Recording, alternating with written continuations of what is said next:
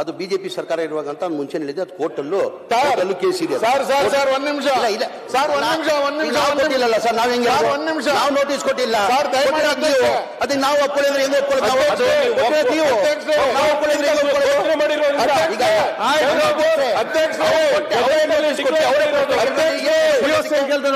ಅವರೇ ಪ್ರಶ್ನೆ, ಅವರೇ ನೋಟಿಸ್ ಅವ್ರ ಪ್ರಶ್ನೆ ಕೇಳಿದ್ರೆ ಅದಾದ್ಮೇಲೆ ಆ ಕೋರ್ಟಲ್ ಕೇಸ್ ಇದೆ. ಸ್ಕೂಲ್ದು ಯಾವತ್ತು ತಾವು ಹೇಳ್ತಾ ಇದ್ರ ಸ್ಕೂಲ್ದು ಅದು ಈಗ ಮೊನ್ನೆ ನೋಟಿಸ್ ಕೊಟ್ಟಿರೋದು, ಹಿಂದೆ ನೋಟಿಸ್ ಕೊಟ್ಟಿರೋದು. ಅದು ಯಾವ್ದು ನೋಟಿಸ್ ಕೊಟ್ಟಂಗಿಲ್ಲ, ಹಿಂದೆ ನೋಟಿಸ್ ಕೊಟ್ಟಿರೋದು. ರೈತರಿಗೆ ಒಂದೇ ಕೇಳ್ಕೊಳ್ಳೋದು ನಾನು ಆತರ ಯಾರನ್ನ ರೈತರಿಗೆ ಆತರ ಅಂದ್ರೆ ಒಫಾಸ್ತಿ ಎಲ್ಲ ಬಿಟ್ಕೊಡ್ಬೇಕಾಗ್ತದೆ. ನಾವು ದೇವಸ್ಥಾನ ಮತ್ತೆ ರೈತರು ನೀವೆಲ್ಲ ಆಸ್ತಿ ಬಿಟ್ಕೊಡಿದ್ರೆ ಏನ್ ಮಾಡೋದು? ನೀವೇ ಎಲ್ಲ ಆಸ್ತಿ ಬಿಟ್ಕೊಡಕ್ಕಾಗ್ತಲ್ಲ. ನಾವು ಫಸ್ಟ್ ಆಗಿ ಹೇಳ್ತಾ ಇದ್ದೀನಿ, ನಾನು ದೇವಸ್ಥಾನಗಳು ನಾವು ಮುಟ್ಟಲ್ಲ. ಆಮೇಲೆ ರೈತರಿಗೆ ಯಾವತ್ತೂ ತೊಂದರೆ ಕೊಡಲ್ಲ, ರೈತರಿಗೆ ತೊಂದರೆ ಕೊಡೋ ಪ್ರಶ್ನೆನೇ ಬರಲ್ಲ. ಆ ತರ ಯಾವ್ದನ್ನ ಇದ್ರೆ ನನ್ ನೇರವಾಗಿ ಕರೀರಿ, ನಾನು ಬರ್ತೀನಿ, ನಡೀರಿ, ಅಲ್ಲೇ ಬರ್ತೀನಿ. ನೋಟಿಸ್ ಕೊಟ್ಟವ್ರೆ ಅಲ್ಲಿ ಕೂತ್ಕೊಂಡು ನಾನು ಬಗೆಹರಿಸ್ತೀನಿ. ನಾನು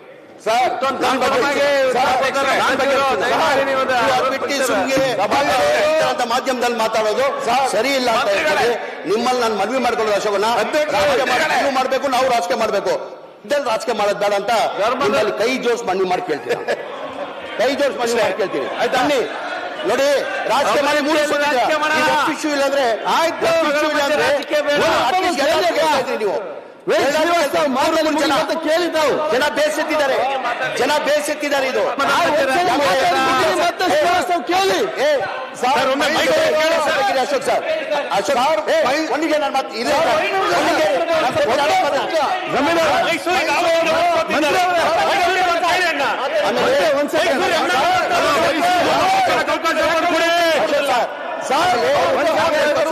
ವ್ಯತ್ಯಾಸ ತೆಗೀರಿ ನೀವು. ಚುನಾವಣೆ ಬಂದಿದೆ, ನಾವು ನಮ್ಮ ಸಂಜ್ಞಾನ ತೋರಿಸ್ಬೇಕಾಗಿರ್ತೀವಿ.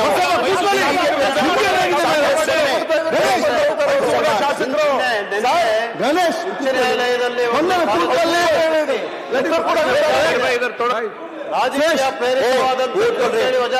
ಈಗ ಮನೆ ಒಂದ್ ಸೆಕೆಂಡ್ ಸುಮ್ಮನೆ ಕೂತ್ಕೊಳ್ಳಿ. ಈಗ ಮಂತ್ರಿ ಅವರೇ, ಆ ಮೈಸೂರಿಗೆ ಸಂಬಂಧಪಟ್ಟಾಗ ಮೈಸೂರು ಶಾಸಕರಿಗೆ ಏನು ಮಾತಿದೆ ಒಂದು ಸ್ಪಷ್ಟವಾಗಿ ಬೇಗ ಕೇಳಿಬಿಡಿ. ಮೈಕ್ ಹಾಕಿ. ಮೈಸೂರು ಮುನೇಶ್ವರ ನಗರದ್ದು 110 ಮನೆಗೆ ಸರ್ವೆ ನಂಬರ್ 153ರಲ್ಲಿ ನೋಟಿಸ್ ಕೊಟ್ಟಿರೋದು 27/2023. ಕಾಂಗ್ರೆಸ್ ಗವರ್ಮೆಂಟ್ ಅದಂತ ಕ್ರಮಕ್ಕೆ ತಂದೆ. ಯಾವಾಗ ಮುಖ್ಯ ಕೋರ್ಟಲ್ ಕೇಸ್ ಇದೆಯಾ ಇಲ್ಲೋ? ಅದು ಕೋರ್ಟಲ್ ಕೇಸ್ ಇದೆ ತಾನೆ. ನೋಟಿಸ್ಗೆ ತಪ್ಪಿಸ್ಕೊಂಡು ನೀವು ಕೂತ್ಕೊಳ್ಳಿ.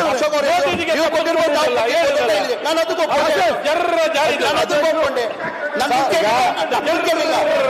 ಮಾತಿಗೆ ನೀವೇನಾದ್ರೆ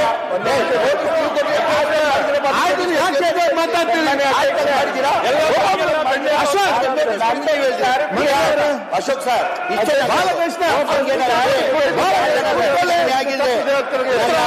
ಗಮನಕ್ಕೆ ತಂದೆ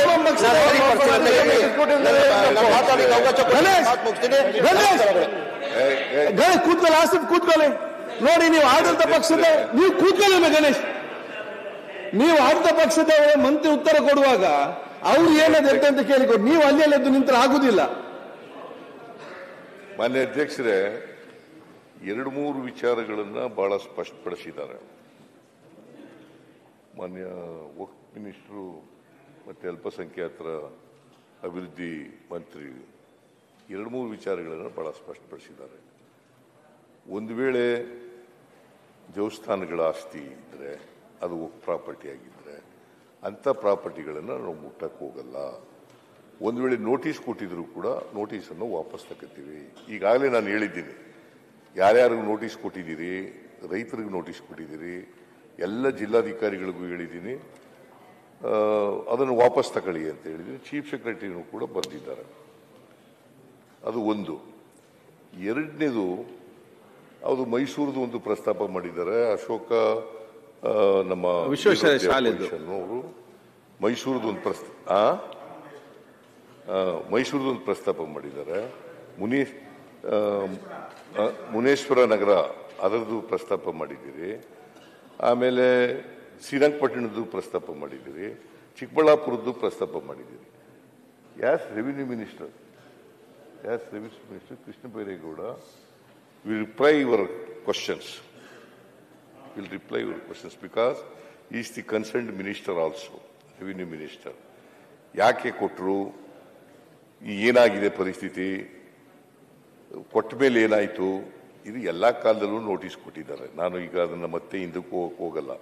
ಬಿಜೆಪಿ ಕಾಲದಲ್ಲೂ ಕೊಟ್ಟಿದ್ದಾರೆ, JDS ಕಾಲದಲ್ಲೂ ಕೊಟ್ಟಿದ್ದಾರೆ, ನಮ್ಮ ಕಾಲದಲ್ಲೂ ಕೊಟ್ಟಿದ್ದೀವಿ, ನೋಟಿಸ್ ಕೊಟ್ಟಿದ್ದೀವಿ. ಈಗ ನೀವೇ ಹೇಳಿದ್ದೀರಿ 2014ರಲ್ಲಿ ಮ್ಯಾನಿಫೆಸ್ಟೋನಲ್ಲಿ ನ್ಯಾಷನಲ್ ಭಾರತೀಯ ಜನತಾ ಪಕ್ಷದವರೇ ಹೇಳಿದ್ದಾರೆ, ರಿಲಿಜಿಯಸ್ ಲೀಡರ್ಗಳ ಜೊತೆ ಮಾತಾಡಿ ವಕ್ಫ್ ಪ್ರಾಪರ್ಟಿನ ಅತಿಕ್ರಮಣ ಮಾಡಿದರೆ ಅಂಥವ್ರನ್ನ ತೆರವುಗೊಳಿಸ್ತೀವಿ ಅಂತ ಹೇಳಿದ್ದೀನಿ. ಅದು ಮ್ಯಾನಿಫೆಸ್ಟೋನಲ್ಲಿ ಹೇಳಿರ್ತಕ್ಕಂಥದ್ದು. ಬೇಕಾದ್ರೆ ಓದ್ತೀನಿ ಅಂದರೆ ಓದ್ತೀನಿ, ಬೇಡ ಅಂತಂದ್ರೆ ಬೇಡ. ನಾನು ಇದನ್ನ I do not want to make it in issue. ಇದು ಎಲ್ಲ ಕಾಲದಲ್ಲೂ ಆಗಿದೆ. ಒಂದು ವೇಳೆ ರೈತರಿಗೆ ತೊಂದರೆ ಆಗ್ತಾ ಇದ್ರೆ ಅಂತ ರೈತರನ್ನ ಒಕ್ಲೇಪಿಸ್ತಕ್ಕಂಥ ಕೆಲಸವನ್ನ ಮಾಡಲ್ಲ. MB ಪಾಟೀಲ್ ಕೂಡ ಬಿಜಾಪುರದವ್ರ ಬಗ್ಗೆ ಸ್ಪಷ್ಟೀಕರಣ ಕೊಟ್ಟಿದ್ದಾರೆ, ಇವರು ಕೂಡ ಸ್ಪಷ್ಟೀಕರಣ ಕೊಟ್ಟಿದ್ದಾರೆ. ಅವರು ಈಗ ಉಳ್ಕೊಂಡಿರ್ತಕ್ಕಂಥದ್ದು ಯಾಕಂದ್ರೆ ಅಲ್ಲ ಮಾಡೋಣ, ಒಂದು ವೇಳೆ ಮಾಡದೇ ಇದ್ರೆ ಸರ್ ವಿಲ್ ವಿತ್ಡ್ರಾ ವಿತ್ಡ್ರಾ ಮಾಡಿ. ಯಾವುದು ಇನ್ನೂ ಕೂಡ ದೇವಸ್ಥಾನದ ಆಸ್ತಿ ಇಲ್ಲ, ರೈತರ ಆಸ್ತಿ ಇಲ್ಲ ಅಂತಂದಿದ್ರೆ ಆ ತರದ್ದು ತನಿಖೆ ಮಾಡಿ ವಿಚಾರಣೆ ಮಾಡಿ ಅದನ್ನ ತೀರ್ಮಾನಗಳ್ತಕ್ಕಂಥದ್ದು ಮಾಡಿ. ಮಾನ್ಯ ಅಧ್ಯಕ್ಷರೇ, ವಕ್ಫ್ ಪ್ರಾಪರ್ಟಿ 1,10,000 ಕೂತ್ಕೊಳ್ಳಿ. ಅಶ್ವತ್ಥನಾರಾಯಣ ಕೂತ್ಕೊಳ್ರಿ. ಆಮೇಲೆ ಮಾತಾಡೋ ಕೂತ್ಕೊಳ್ಳಿಯಪ್ಪ.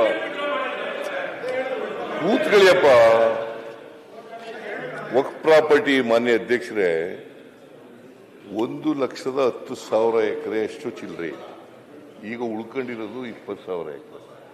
ಅದರಲ್ಲಿ ಇನಾಮ್ ಅಬಾಲಿಷನ್ ಆಕ್ಟ್ನಲ್ಲಿ ಕೆಲವಷ್ಟು ಎಕರೆ ಹೋಯ್ತು, ಲ್ಯಾಂಡ್ ರಿಫಾರ್ಮ್ಸ್ ಆಕ್ಟ್ನಲ್ಲಿ ಕೆಲವು ಎಕರೆ ಹೋಯ್ತು, ಬೇರೆ ಬೇರೆ ಕಾರಣಗಳಿಗೆ ಅಕ್ವರೆ ಮಾಡ್ಕೊಂಡಿರ್ತಕ್ಕಂಥ ಕಾರಣಗಳಿಗೋಸ್ಕರ ಸ್ವಲ್ಪ ಎಕರೆ ಹೋಯ್ತು. ಎಲ್ಲ ಹೋಗಿ ಇನ್ನು ಉಳಿದಿರ್ತಕ್ಕಂಥದ್ದು 20,000 ಎಕರೆ ಚಿಲ್ಲರೆ ಉಳಿದಿದೆ. ಅದನ್ನ ರಕ್ಷಣೆ ಮಾಡಬೇಕೋ ಬೇಡವಾ? ನೀವೇ ರಕ್ಷಣೆ ಮಾಡಬೇಕು ಅಂತ ಹೇಳಿದ್ದೀರಿ. ರಕ್ಷಣೆ ಮಾಡಬೇಕೋ ಬೇಡ?